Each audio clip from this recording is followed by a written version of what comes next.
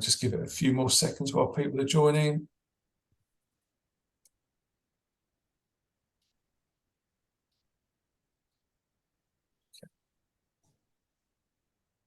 Right, people are flooding in. Right, I'll make a start. So, hi everyone, and thank you for taking time for joining us today. I'm Steve Highwood, one of the directors responsible for our construction consultancy business.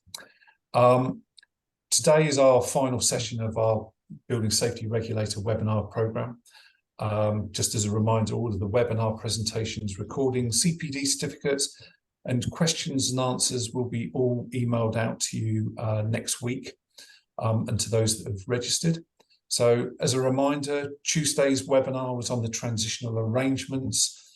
Wednesday, we covered the building safety regime, highlighting the process journey through the gateways. And yesterday, we discussed the changes to the process, the building control applications for works outside of the high-risk, high-rise regime. Today's slightly different to our normal format. Andy and myself are joined by two colleagues, Stuart McArthur and Alan Adair. So between the four of us, I'm going to watch their faces now, but between the four of us, we've got over 100 years experience in the building control world, which is rather frightening, but clearly some of us have kept our youthful looks. So I'm not going to say who. So the panel, Andy Lowe, Technical Director for our building control business. You'll know Andy from the previous webinars and involvement on numerous major projects, and there's extensive knowledge of building regs. Stuart McArthur has got 35 plus years experience, is a manager of our building standards team. He's past president of the Chartered Association of Building Engineers, and also a member of the Professional Standards Committee for the association, a committee member for CABE Scotland, and a previous chair of the RICS, Building Control and Standards profession. So, and also a member of the CIC Scotland Committee. So very, very well experienced in the world of building control. And last but not least, Alan Adair. So Alan works alongside Andy Stewart and myself. He's the operations director for our building control business. Most of his time he's keeping all of our technical surveyors in line, providing guidance and mentoring.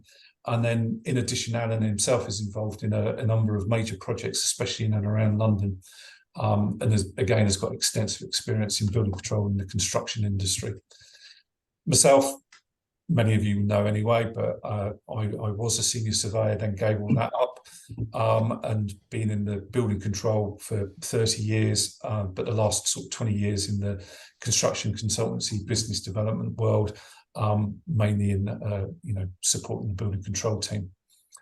So before we begin the Q&A session, Andy will present for about 10-15 minutes, just on a bit of a roundup of the last few days, which will allow us 45 minutes for questions and answers.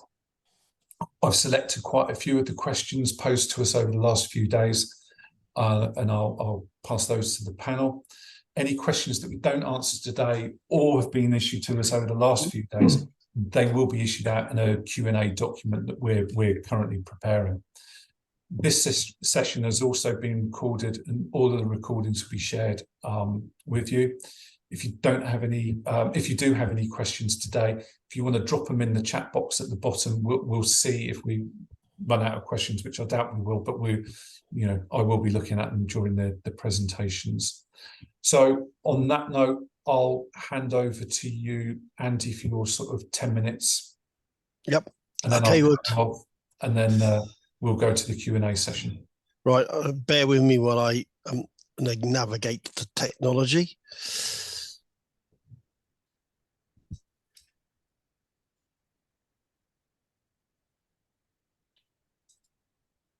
This is where age doesn't work on our side.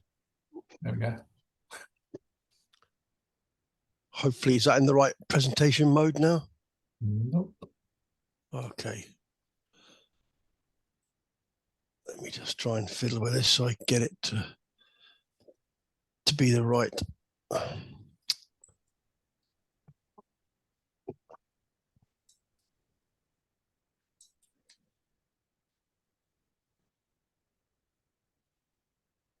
Yep, that works. Excellent. Okay. Okay, so the roundup. Yes, okay, been a pretty hectic week. First off, we started off with the transitional arrangements. Very important for developments that are currently being built or about to get the site or about to get the site before April. Some very key messages from the government. They did backtrack a little bit when they talked about quite draconian for what I meant by start or a commencement, sorry, not a start. But the first major issue that we highlighted was the need for the building control bodies and inspectors to be registered. And this is a very serious development for those of us who work in this field, and it's important for clients and contractors and designers to ensure they get the right level of surveyor for the right level of work that they are undertaking. So everybody must be a registered building inspector because we carry out restricted activities, and those restricted activities are plan assessments, serving of various notices such as plan approvals, plan certificates, and indeed completion certificates, along with doing the necessary site inspection work, all of which are registered. And the reason the government have did this, they want to try and make the profession more regulated, and they want it to be a tighter control mechanism. I'm sure as we go through in the next few years, we will see other professions such as fire engineers and the like have the same sort of registration, and indeed it may impact on architects and indeed other M&E and indeed structural engineers who have to then have the little various, what I call tickets for the various types of works. So we're all going through that process. The registration process will open in October and be completed by April 24. That's both for the approved inspectors becoming the registered building control approvers, and for the individual surveyors. And that applies not just to private sector approved inspectors, but also applies to local authority, who also have to have registered building inspectors. And then there's the different classifications. If you're working on a high-rise or a complicated, complex development, then you will be expected to have a Class 3 experienced building control surveyor. Okay, it doesn't mean to say that you can't work on it if you're not under supervision, but the persons who drive those activities of plan assessment and site inspection and serving of notices will be expected to be the Class 3. Class 4 are for managers, and they will then in their own right be expected to be either Class 2 or Class 3 surveyors in any event, and they'll be mentoring the staff accordingly.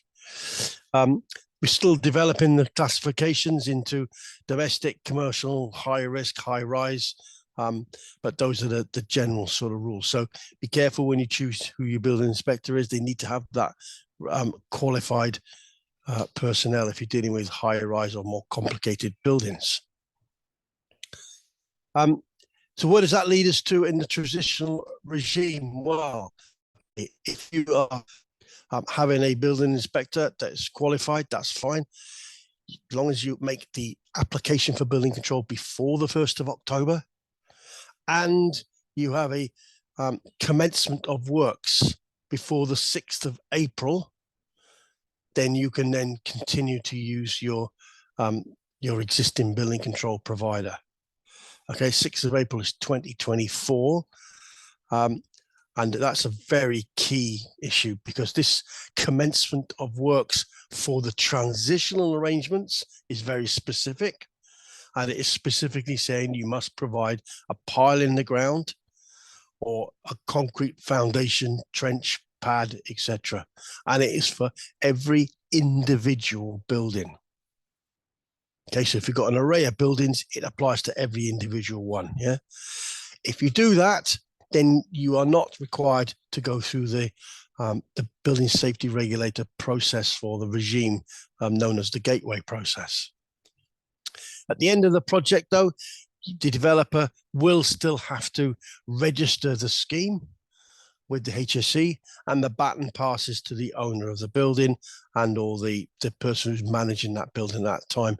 And it becomes an existing building, and then the safety regulator will review the information. So you need to make sure you get all the information you would normally expect, all the as-built, etc., fire strategies, all that good stuff, ready for when you do the registration process.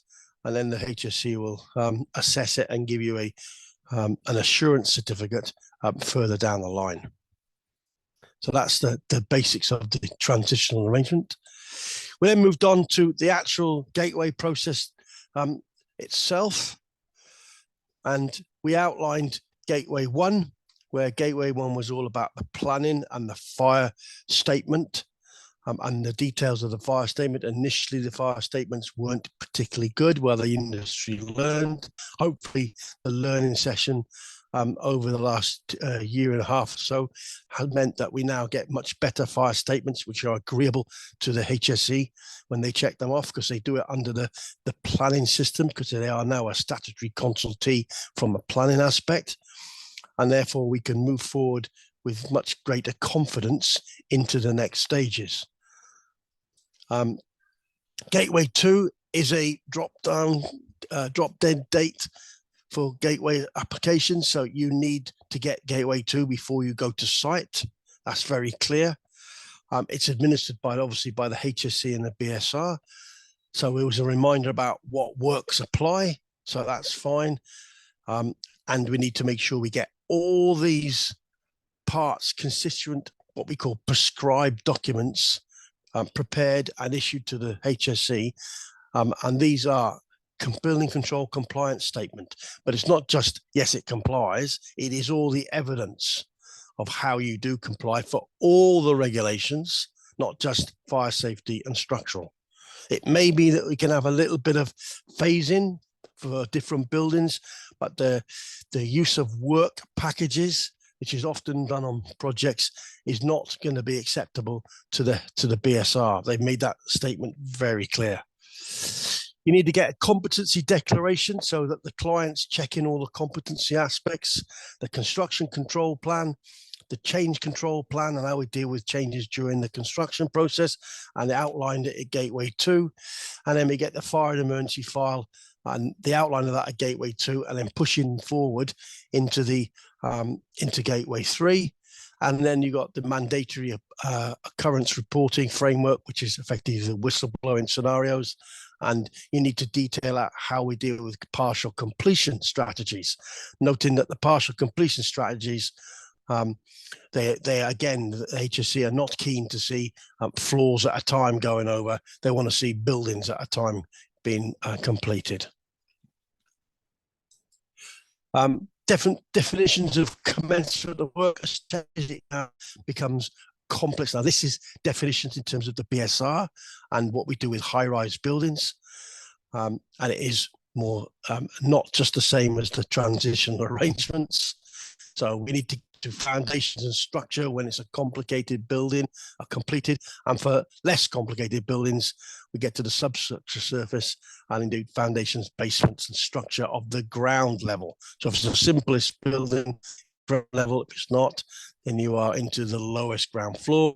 And then for other types of works like cladding and retrofitting and refurbishment, then we are looking at 15% of the proposed work being completed to then trigger what is known as a commencement of works.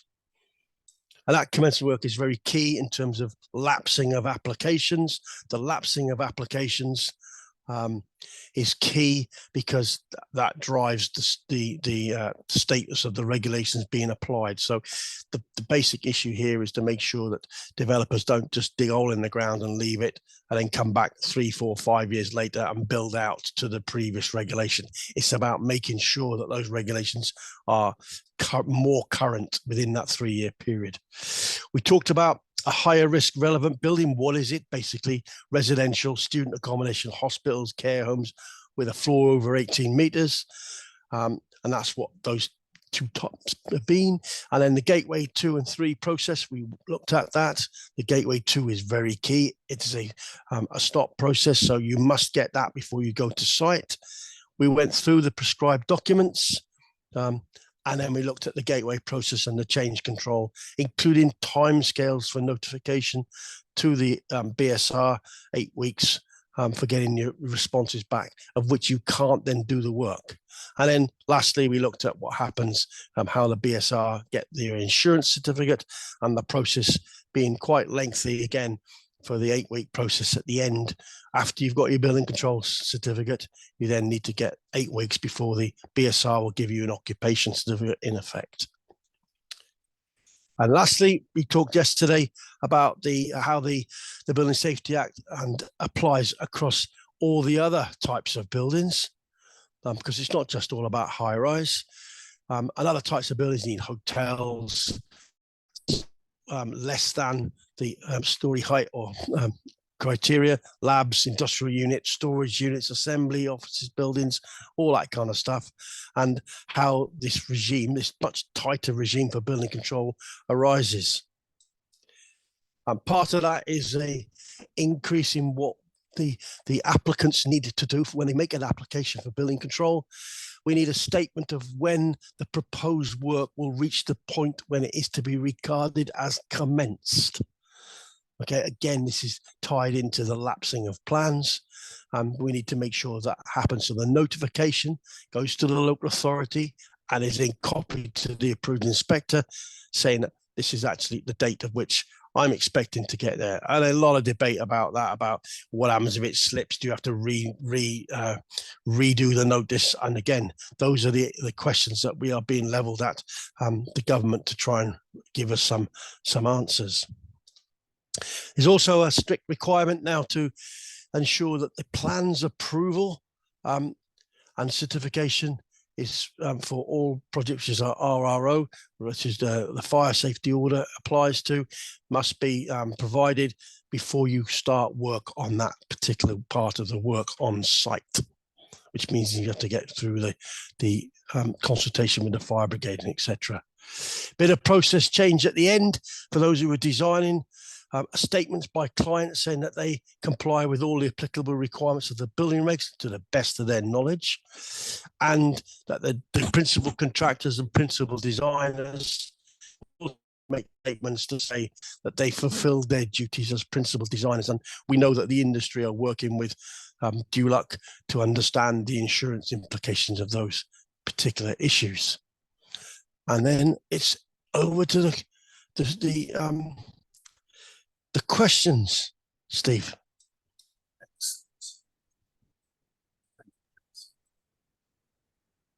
Okay, so we'll just go straight into the questions, but loads have come through and I've already got some that I've picked up over the last few days. So this is a bit of a two-parter, this question. So is there any clarity on whether a scheme that has been deposited and the initial notice and is considered sufficiently progressed, i.e. it meets the requirements of the transitional arrangements, but subsequently requires a minor material amendment to planning via section 73. And then if there's required to go back through the gateways, i.e. does it, a future planning amendment mean that the scheme has to go back through the BSR? And then the second part of it is if it's a non-material amendment under a section 96,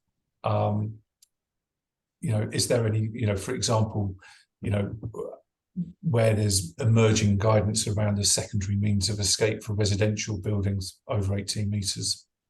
So I think the answer to that is what's the extent of the work. But I guess if you are then extending the building beyond the remit of the initial notice that was served, then at that point, that particular part of the building would, in theory, be controlled by the regulator. So if you added another couple of stories on, or you added a new staircase onto the side of the building, then that work is probably outside of the remit of the initial notice that was served. So bring you in on this one. So let's say it's a 20-story residential tower.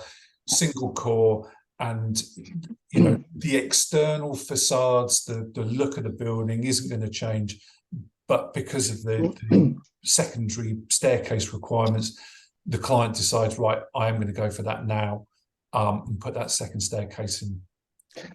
That is, yeah, it's a sufficient change to warrant, as Andy said, a change in the notice as such in particular. Going back to the question though, you've said Section 73, I'm assuming it's the Town and Country Planning Act. If they hadn't started on site, then no, there's no real need for them to go back if it's a minor amendment. But I think that's the key thing. If it is a minor amendment, it's fine. It should be fine. It's down to if you're on site. I think you just suggested it's on site already moving forward. And if that is the case, then it's established a commencement. And my view is, as well as if it does change and a significant change, then the amendment notice needs to be put in. If it's minor, we would assess that and take it from there, really. Right. Okay. Okay. Right. Next question. With all the changes in the building regs process, you know, does it include a change on dealing for, you know, what changes in the regs have changed for addressing non-compliances? There has been a change. I'll take that one. There has been a change. If you're working with us as registered approvers moving forward, there's still the obligation for us to issue. If there's an issue on site, for example, we have to address that. And if there's something we can't resolve, we'll have to send a server notice on that to effectively say, there's an issue, we need to resolve this, take it forward. If we can't resolve that and there's a reversion back to the local authority, they have various routes that they can take. Section 35 has changed, that's been split to include, there's notice that can be applied effectively. There's a stop notice, which is now brought in, which gives the local authority the power to actually physically stop the works on site. And there are charges if there's anything goes wrong there. And there's a chance to issue a compliance notice as well. So that's on the Section 35, which has been amended. Section 36 for works that have been completed or found to be non-compliant after they've been finished. That's changed. At the moment, there's a 2-year liability period in order to the local authority to take action, but that's been extended to 10 years. So if you have, for example, had a building that's been finished for 2 or 3 years at the moment, the local authority could not take action, but that has now been extended. So as of October the 1st, they could take action. Right. Okay. Brilliant. Can I just add to that nobody is under any illusions here. The industry don't want to have that enforcement structure rattled around them, and nobody around this table wants that either. So the objective is to make sure people don't get to that point. So please work with your building control provider, whoever it is, yeah, whether it's private or LA, to make sure that doesn't happen. But there are tighter enforcement rules, and the government are expecting the enforcement to be upgraded, if you like, from what it previously had. Because let's be perfectly honest with you, the enforcement process has not worked very well in local government circles for a long time. Now, the expectation on the government is they will be monitoring that, and they will expect it to be much better and much tighter. So let's not get into that arena. Let's try and avoid those pitfalls before we get there. So it really reinforces the, you know, what the Building Safety Regulator and the HSE have been saying, and encouraging developers and architects and contractors to, you know, consider a building control advisor in addition. Which leads us nicely onto this next question. Can you clarify whether, I think we picked up this earlier in the week, but can you clarify whether you can select the RBCA or whether one is allocated by the Building Safety Regulator HSE on high rise? Yeah, I can pick that one up. Okay, so the process of selection for the building control body, which is part of the the multidisciplinary team, not mandatory, multidisciplinary team from the HSE, stroke BSR. They will obviously have a local authority or a framework with approved inspectors, and they will choose.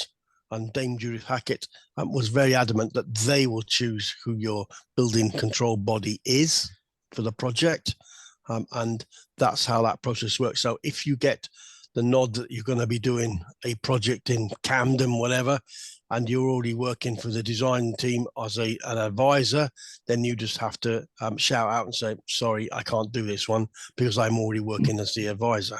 So you can't have that conflict of interest. So you're either a regulator or you're on the consultancy side. You cannot straddle across the two for building control services. It may not apply for non-building control services, but certainly for building control services, that's the case as we understand it. Yeah, and that'll be based on a project by project basis. Correct. So, Yeah, absolutely.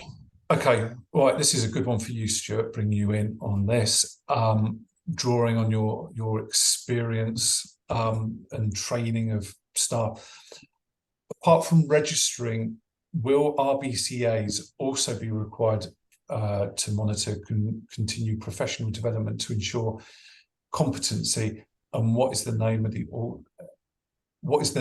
organisations registering the RBCAs? So obviously, you know, from a personal point, you know, the surveyors will always continue their CPD training. Yeah, in terms of that, it is part of a condition of the schemes that each certified inspector are subject to ongoing oversights of what they do, and they need to maintain their standards and maintain their education, CPD basically. And obviously this is also going to be recertified every 4 years by the sounds of things. So things are going. There's not a lot known about the building control approvers, but the standard operations rules and the rules of professional bodies indicate that you will require to do CPD. In terms of the Building Safety Regulator will be the registered body for the RBCAs. So you will need to get your approval through one of the bodies, whether it be the Chartered Association of Building Engineers or whatever other properties are out there. I believe there's currently 3 that are in the negotiations. So hopefully that clarifies that question, Steve.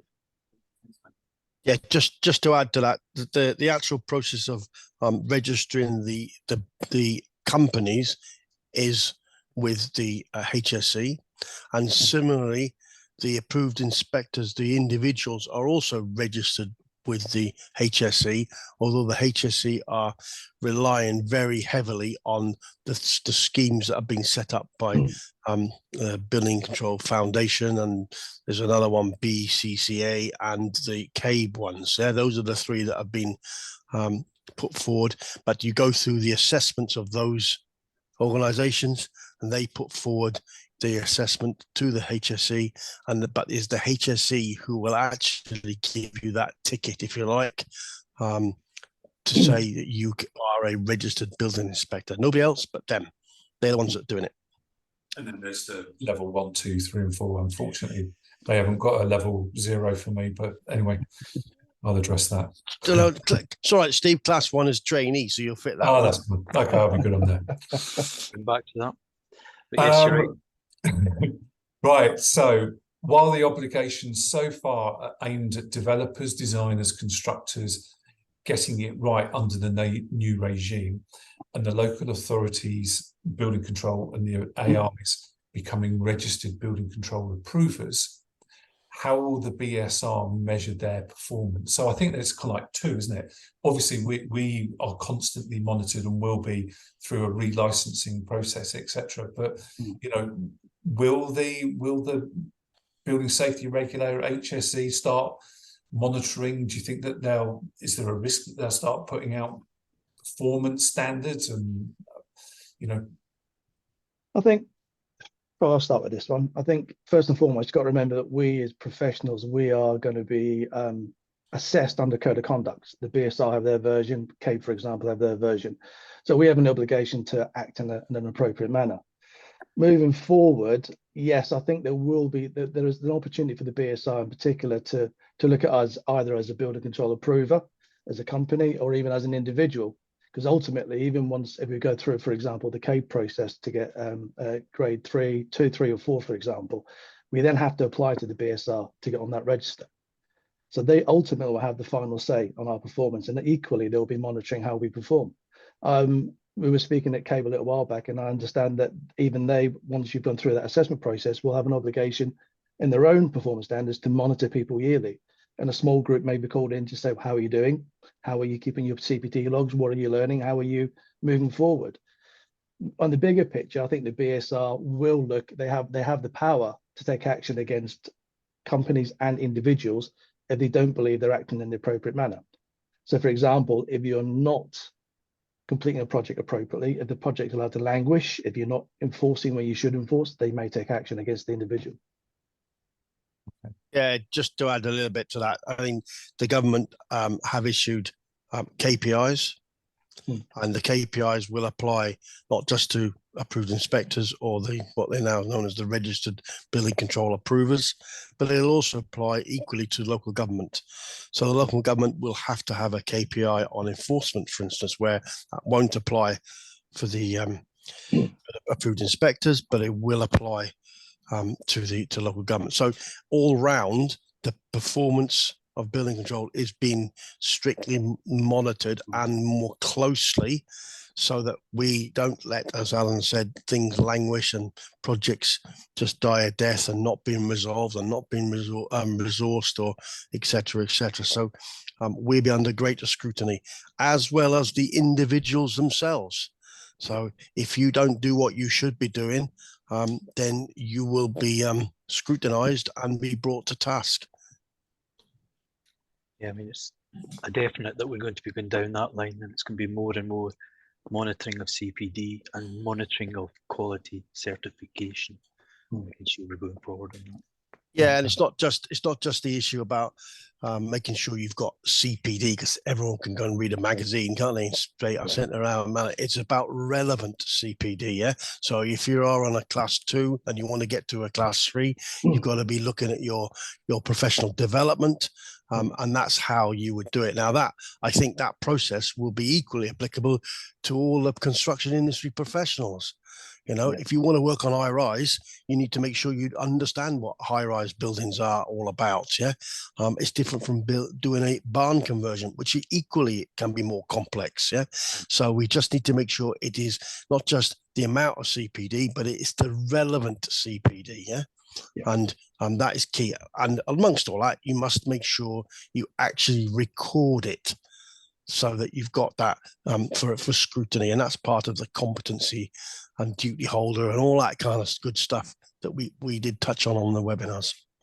It's definitely true of that. The competency needs to be required. It's exactly as Andy says there. It needs to be focused on what you're doing and why you're doing it.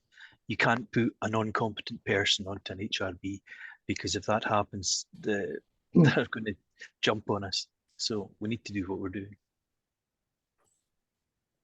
Right, more of a technical one here. So in an existing 10-storey residential building, we have an office fit out at first floor, which we're proposing to convert. So they've got an office unit on the first floor, and they're proposing to convert it into a new 3-bedroom apartment. So 10-storey building, existing office at first floor, planning on converting that into a residential unit. Will that be classed as a gateway application project, as it's just consisting of the one unit?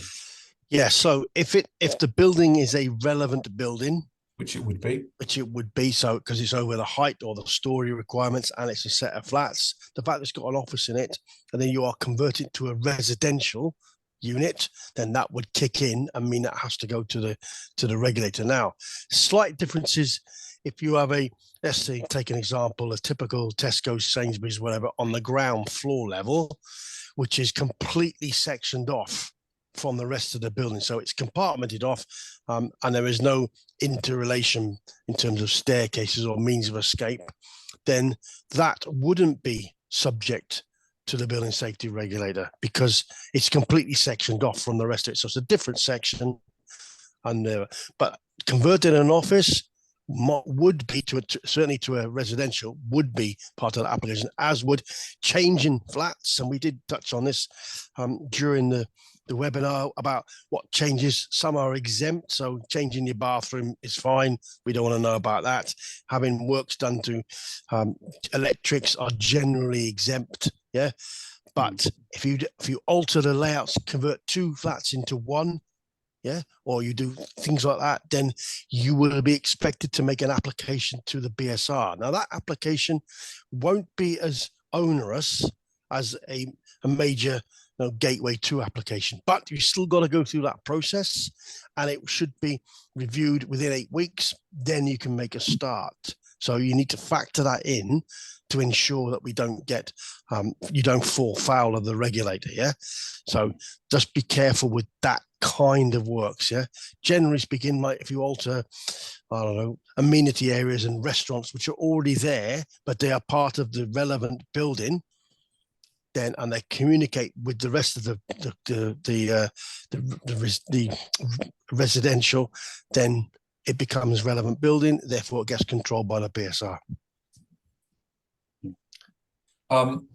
So this one, I'm surprised that we haven't had more questions on this. So back in '97, when I left local authority, went into the approved inspector market, obviously the local authority had a model fee scale. So you could go down, the Schedule 3 on the back and work out what your building control fee is. Then approved inspectors came along and we all went out in the market and competed with one another, etc. So this, I guess this one's probably come from a QS, but what are the fees for the Building Safety Regulator gateway process? Okay, I'll pick this up. So the fees will be published by the HSE. So the fees regulations are in, and they've been approved, so they are out and in there. So it just allows the HSE to publish a set of fees. The fees will be a set charge and then an hourly rate based on the specifics of the project. So if a specific project needs to have a review from a fire engineer, a specialist engineer on CFD, for instance, then the cost of that will be borne by the client.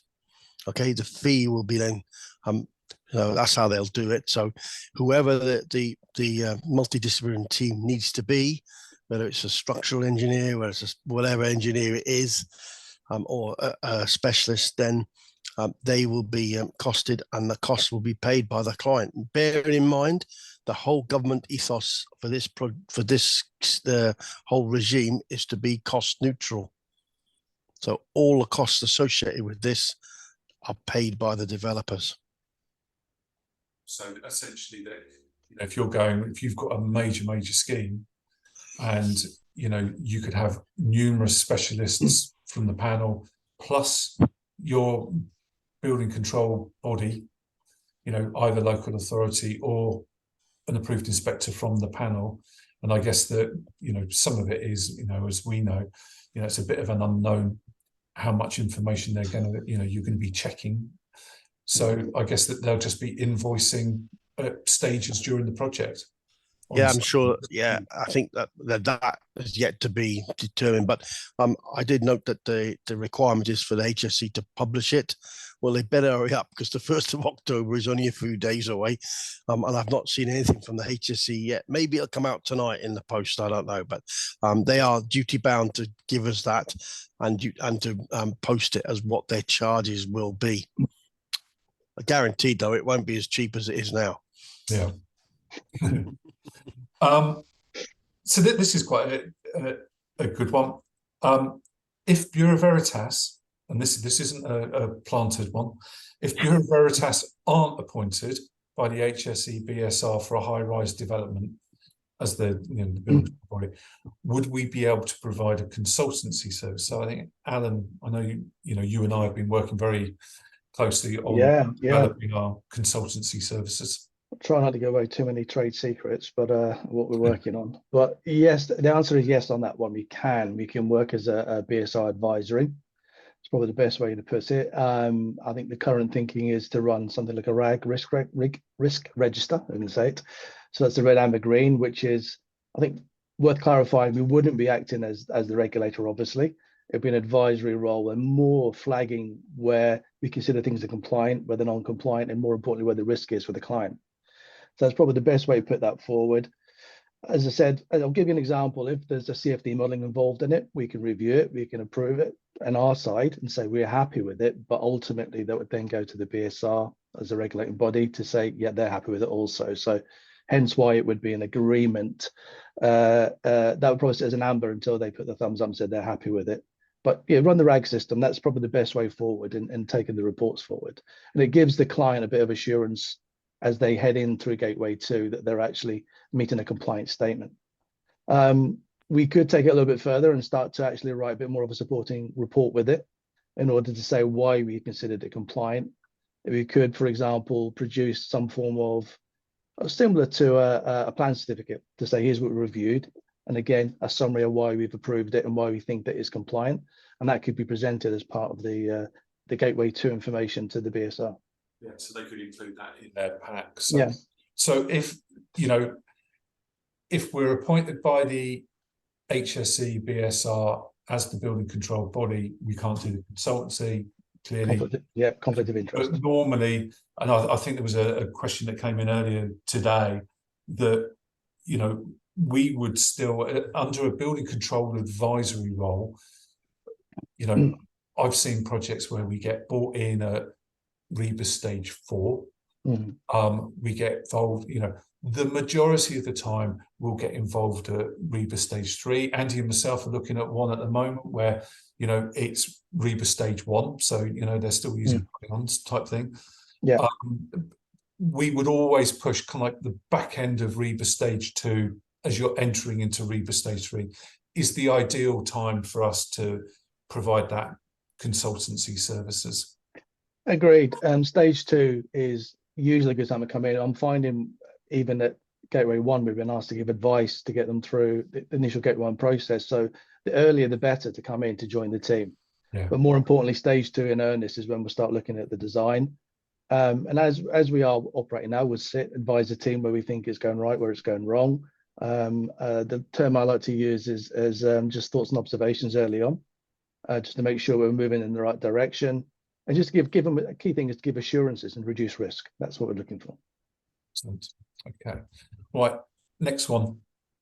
As a leading UK cladding manufacturer that undertakes site inspections at various stages of the build programme, would those designated inspectors, would those required to be recorded as competent individuals? So this is now looking at your tier 1 contractor with a supply chain, and then the cladding manufacturer sending out their inspectors, and the whole question around competency. So Andy, do you want to?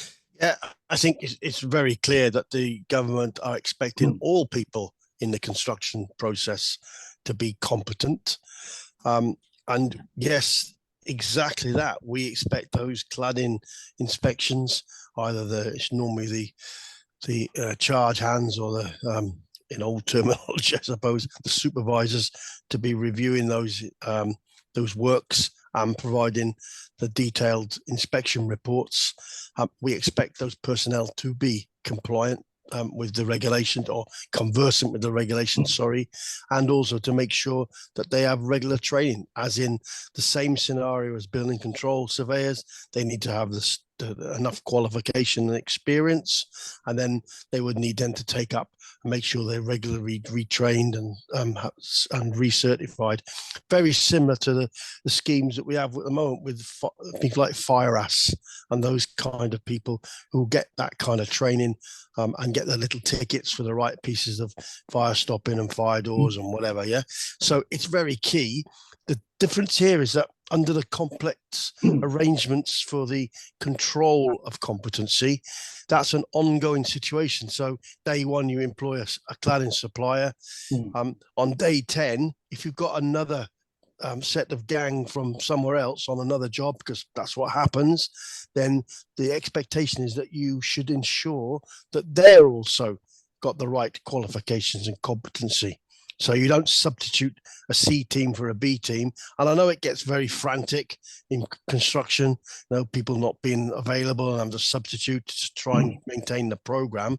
But you then got to make sure that you've got all of your teams fully conversant and all fully trained up. So you don't get a mistake where an unsupervised or unqualified worker works on a particular project. It's a very good challenge because everyone's concentrating on the professional side of life, but equally the trade side is probably as important, if not more important, because they're the ones that are putting it together. Yeah. And we need to get that to ensure that those personnel are the right people doing the right job. And often they'll flag up and say, actually, this is not how we should do this. The detail's wrong. So that's a very good example. And there are the converse, of course, that says, I've been doing this for 50 years. Why am I changing it? But that's how I see it, to be fair. I think, Stuart, you'll see from your experience and in our ICA team, the competency is, we're challenging it on a regular basis, aren't we? You do need to see the competencies of people and make sure that their training's being done by also competent people, because at half the time that you can go onto site, and as you said, maybe A team's on the Monday, and then they've been substituted for a bigger job on the Tuesday, and you get the C team that's got no one that's got written qualifications to do it. So it's up to the developer to ensure that that's in place and make sure that they're working with qualified, competent people. And exactly what Andy's just said there, it's the trades that'll help you along with that, because ultimately they can be doing it and taking things forward in that scheme. And you're going to see more and more of this going through. I think QA side is one of these sides that's going to develop immensely. Yeah. So it's kind of, as I mentioned earlier, we've been in the industry between us, over 100 years in building control. But, I remember early days, you'd have resident architects, you'd have, the role of clerk of works. I think that maybe the names are changing and we're seeing more, we're certainly doing a lot of QA, QC work on, large infrastructure projects, Hinkley and things like that, where, we're providing services. But I guess, that's something that we probably will see more of in the industry coming back. Yeah, also I would say, Steve, from our point of view, it's a case of making sure that the audit trail's there, because ultimately the BSR or the health and safety exec, they're looking for the paperwork to trail it through. And you look at aerated concrete and things like that have happened, and you can take that another way as well. Yeah, it's a topic for another webinar, that one. Rack surveys, but there we are. That'll get Alan going. Right. This is an interesting one. I'm going to aim this one at Alan, so you're going to have to calm down on this one. So This is a good question. We've been advised that the principal designer will take the lead on building control matters. Submissions to building control seeking their opinion on compliance will no longer be permitted. The principal designer will need to be satisfied matters are compliant. Therefore, information when submitted to building control will allow them to give a simple yes or no and not be drawn into the design process. Please, can you explain how principal designers have the competency to do this in building control matters? Interesting one. Okay. I think we've kind of hit this nail on the head previously. It's all done at that competency and training. That the person acting as that principal designer should really know what they're doing and should have the confidence to submit their design for approval. And if there's an issue picked up with it, then come up with an amended solution without really bringing us into the fray. It does happen at the moment. It has been happening in our industry for a little while, where we're pulled into various meetings. Well, that's going to stop under the BSR effectively.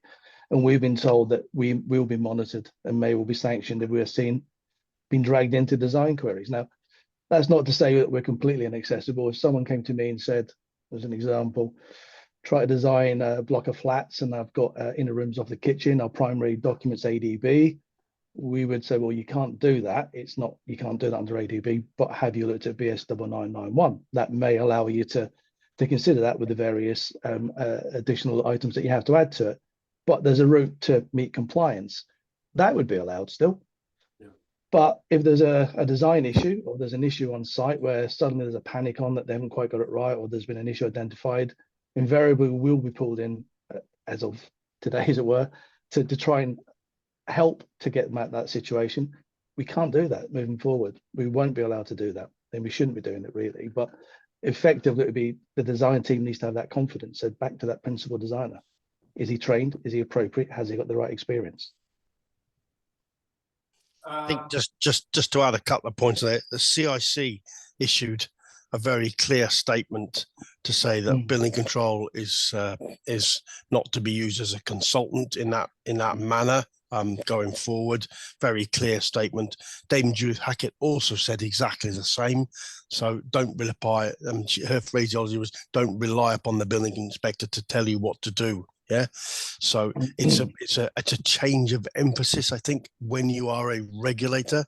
Different when you are being a building control advisor. That's a different ball game, because that's when you are paying for that service of making sure that the buildings work or whatever, and you can get involved in design and all that kind of stuff at that point. But if you're on the regulator fence, then you have you need to make sure that works. So that's a very key aspect, and is reinforced by the CIC and also the by Dame Judith Hackett herself.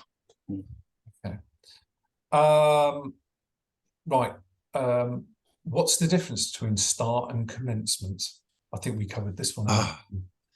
Well, there's a few of these flying around. So what is the start? What's the commencement? Okay, so the government have trying to align this to try and get the lapsing of plans right, and to stop what, in their terminology, the gaming of the system. So a start, you start work, which is basically put a spade in the ground, or you take something off and put something back. So when it says start, it means putting something back, which is control works. So it isn't demolition or strip out. It is putting a partition back or a control service like a drain or whatever back into the building. That is defined as a start, as well as foundation or drainage. That's fine. But then there's this second layer of commencement, and the commencement is different for different types of buildings. So if you've got complicated buildings or complex buildings, two-story basements, etc., then that definition is based on is more complicated. So therefore, it's a lower slab level. That's fine. If it's a straightforward building, which is other than complex, then it becomes up to basement level, and past that up to the ground floor slab level. And then for all other works, such as refurbishments and material alterations and all that kind of good stuff, then it's 15% of the work. The main issue with much of this is that you've got to tell the building control body, whether it's local authority or indeed an approved inspector stroke RBCA, the date at which you're going to achieve that. And our big question to the government is, well, things slip in construction. Are we then be continually advising the council of that issue? So we just need some clarification. I suspect we will have to.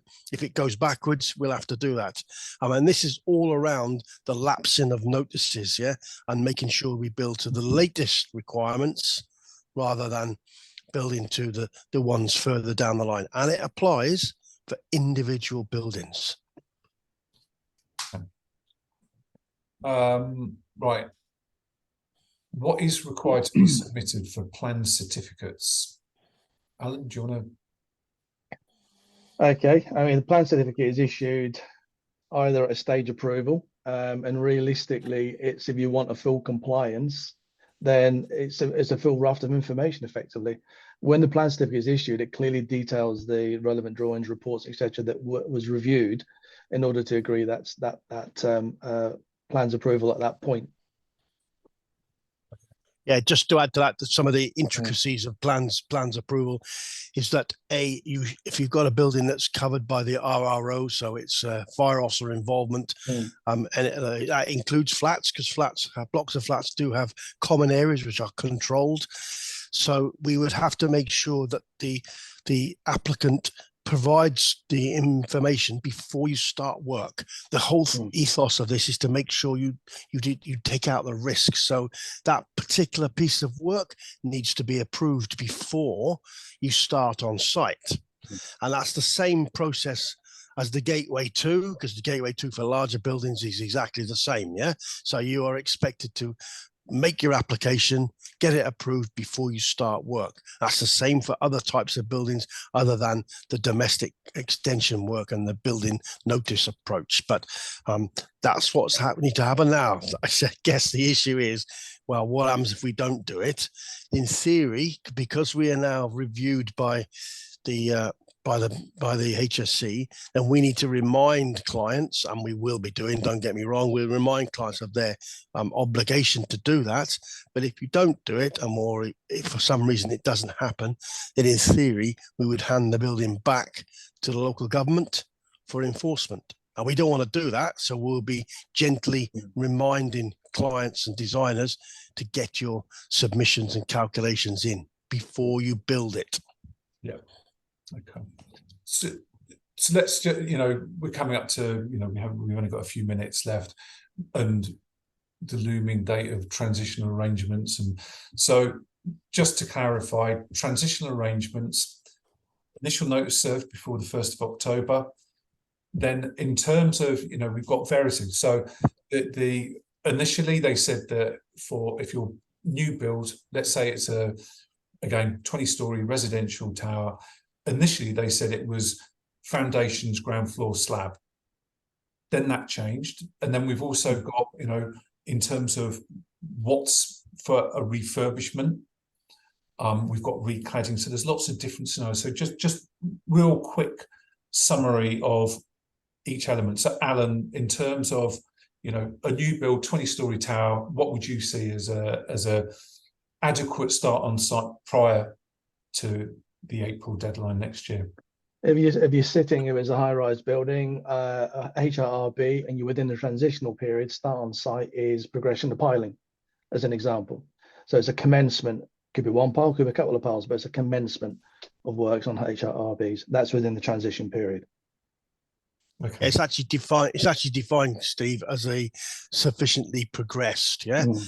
Again, another weird terminology from the government, but and if it's other type of works, yeah, it is things like making a start. So change of use from an office, for instance, to a set of flats, then the change of use is a start. So what's defined as start? Start is not defined as strip out or demolition. It means putting something back.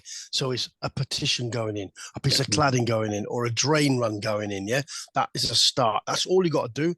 Then you've got to make sure that that's notified and that building inspectors are aware of it. So the local authority would then have that notification. Yeah, we need to make sure that process of notification is made so that the client, the local authority, are completely aware.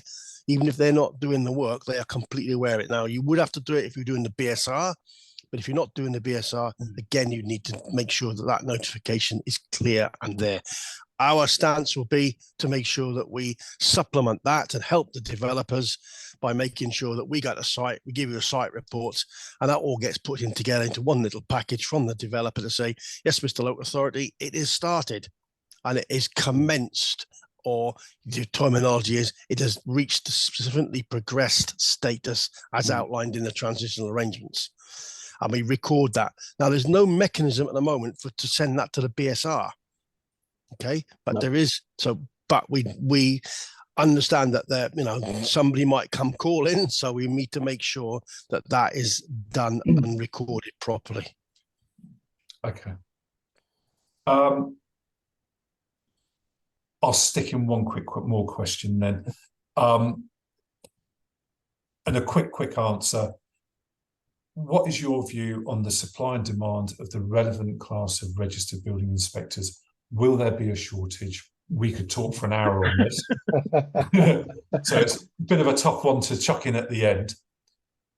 Personally, I think that the building control industry, we need to actively go out and encourage more people to join. It is a great profession and we need more people. Alan? I think there may well be an issue going through, particularly at a high level to get a level 3. And I think as an industry, we need to be working together to make sure that the industry is fully serviced.